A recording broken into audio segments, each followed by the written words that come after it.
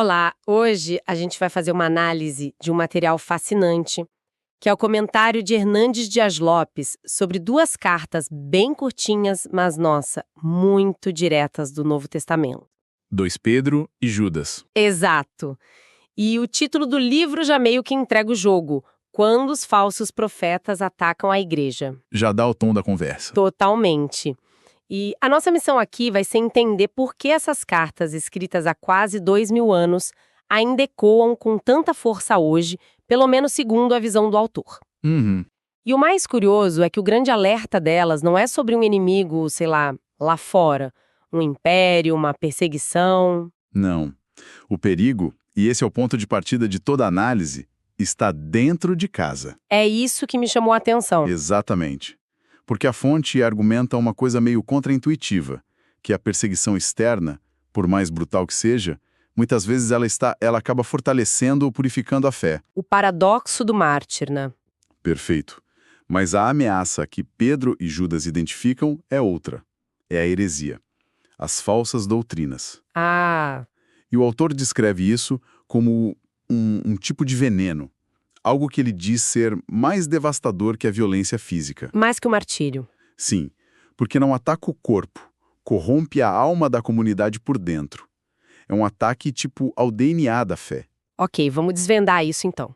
Se o perigo é tão sutil assim, como é que ele se manifesta? Bom, O livro usa aquela imagem clássica, né, de lobos em pele de cordeiro, exato. o que já sugere que eles não chegam com uma placa no pescoço dizendo sou um herege. Longe disso.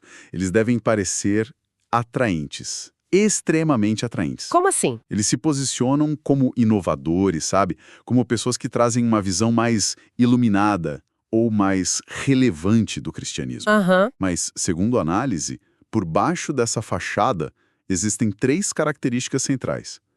A primeira é o desvio doutrinário. É a tática do cavalo de Troia, então. Entra parecendo um presente, uma nova perspectiva. Mas por dentro carrega destruição. Perfeita analogia. É exatamente isso. Certo. Eles não negam a fé abertamente. Eles promovem o que a carta de Pedro chama de heresias perniciosas, através de uma releitura. Uma releitura. Isso. Pegam o evangelho e misturam com filosofias da moda, ideias de autoajuda. A psicologia popular. Exato. E criam o que o autor chama de um evangelho híbrido. Evangelho híbrido é uma imagem ótima. Na prática, como seria isso? Seria, tipo, pegar uma ideia como, sei lá, a lei da atração e batizá-la com um versículo bíblico fora de contexto. Perfeito. Ou pregar que a fé cristã é, na verdade, uma ferramenta para o sucesso financeiro, misturando teologia da prosperidade com coaching empresarial. Nossa, A embalagem parece cristã.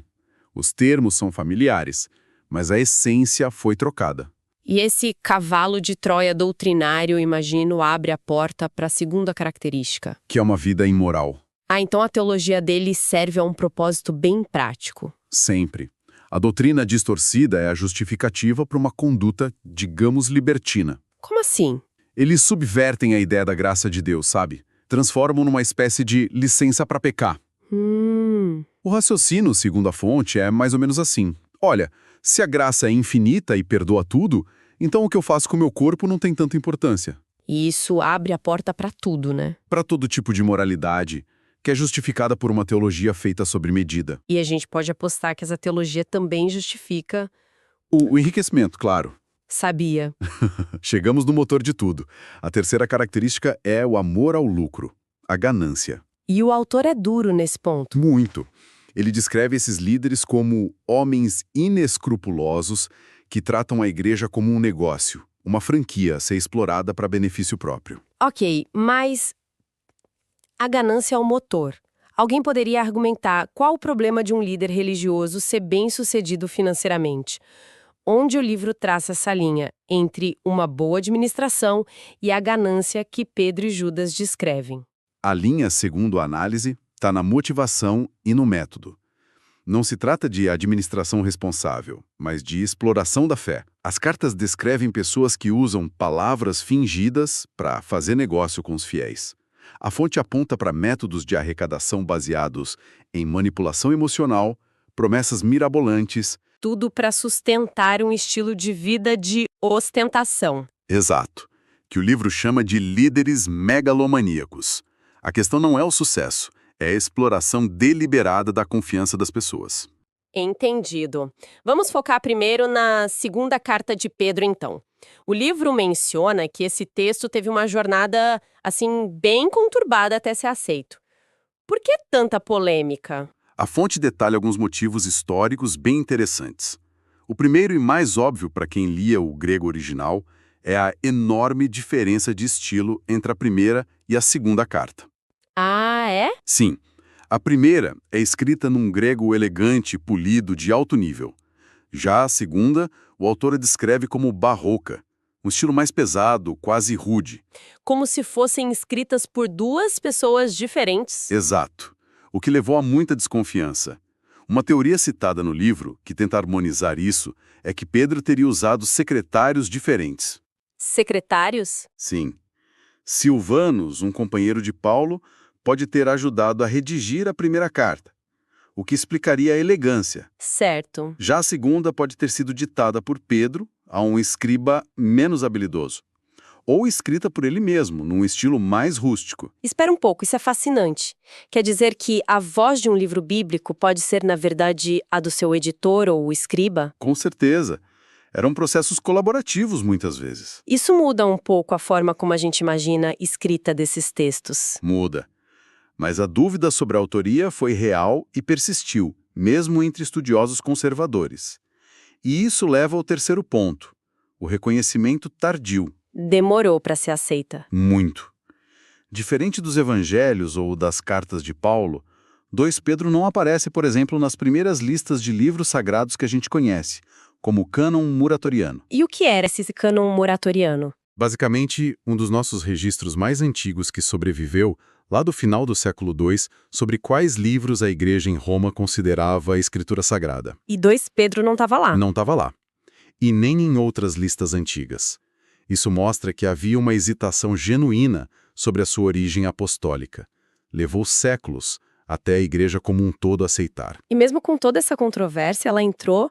Qual era a mensagem tão importante que ela trazia? A sua importância está no propósito.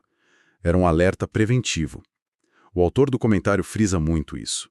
Pedro não estava dizendo, os falsos mestres estão aqui. Ele estava dizendo... Eles virão. Ele estava, vacinando a igreja contra uma ameaça futura. E ele sabia que tipo de ameaça era essa? A análise sugere que sim. O alvo principal parece ser uma forma primitiva do que mais tarde seria conhecido como gnosticismo. Gnosticismo é uma filosofia bem complexa, né? Mas a ideia central que importa aqui é a seguinte. Para os gnósticos, o espírito é bom e puro, mas toda a matéria, incluindo o corpo humano, é má, é desprezível. E qual a consequência prática disso? Levava a 2 extremos, ou a um ascetismo radical de punir o corpo, ou o oposto completo, Exatamente. uma licenciosidade total, que era o caso dos mestres que Pedro combatia.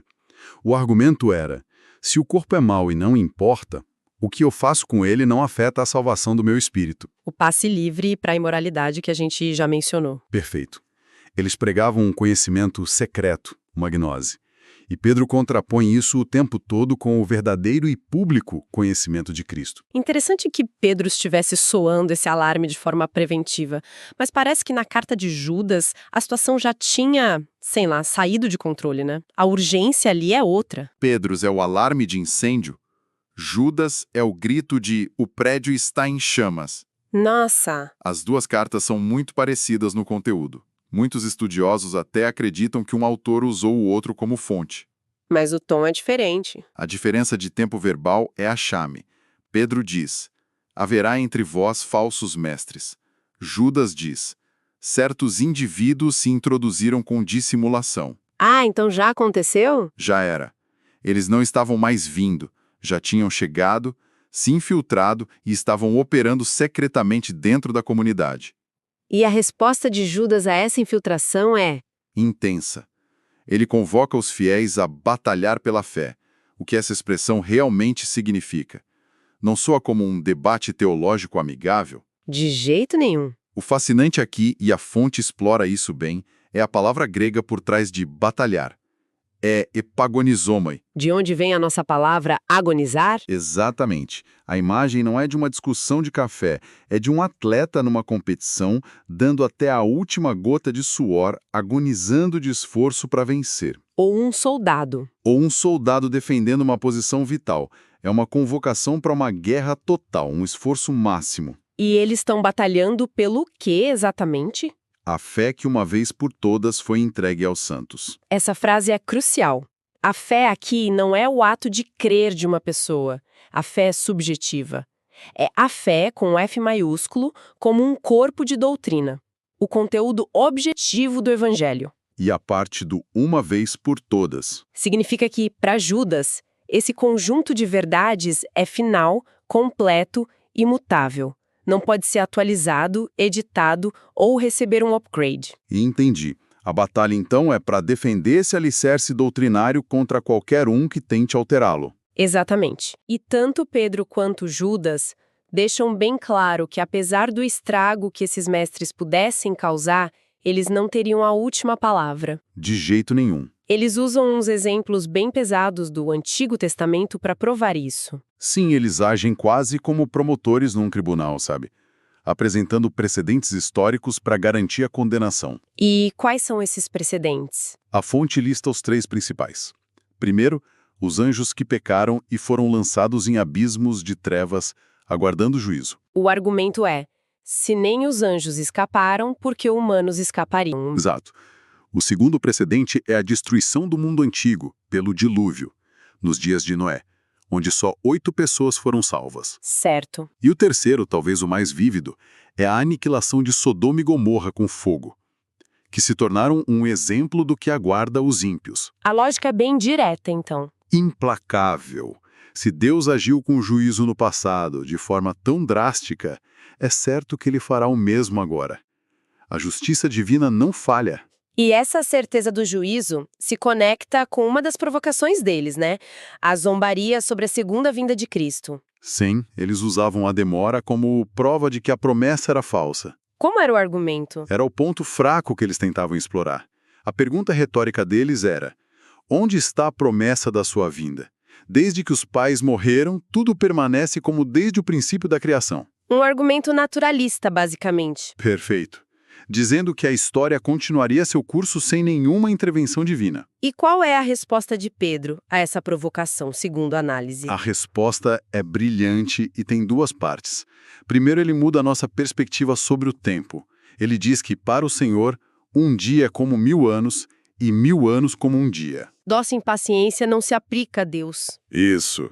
Mas o ponto principal e mais profundo é que a aparente demora não é um sinal de negligência. É um ato de paciência.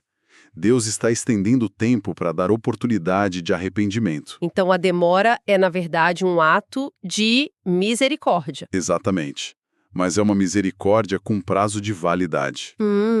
Pedro adverte que essa paciência tem um fim e que o dia do Senhor virá de forma súbita e inesperada, como ladrão de noite. A mensagem é: não confunda a paciência de Deus com a ausência dele. Exatamente.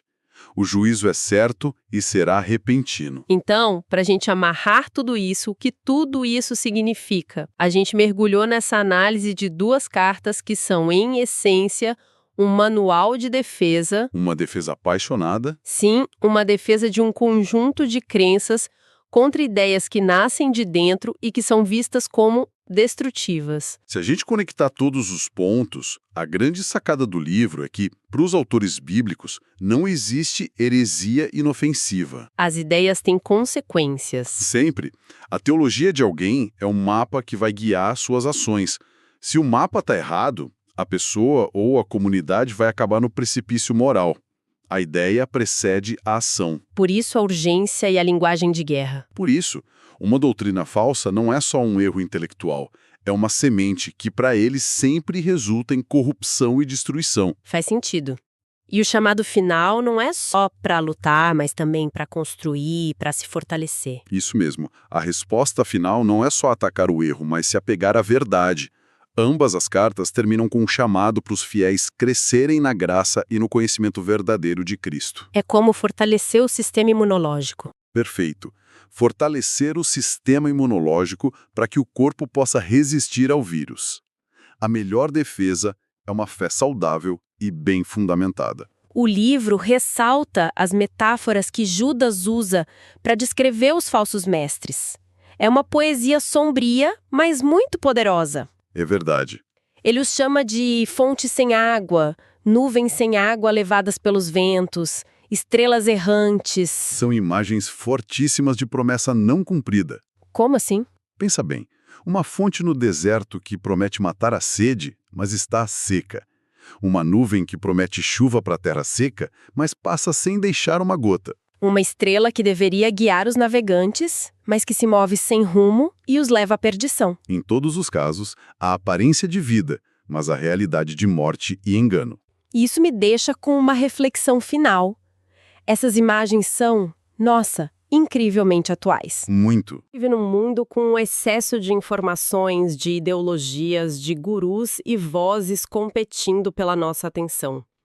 E cada um se apresenta como a fonte definitiva da verdade, da felicidade, do sucesso. A pergunta que fica então é: como a gente aprende a distinguir, nesse mar de promessas, uma fonte que oferece água viva de uma fonte sem água?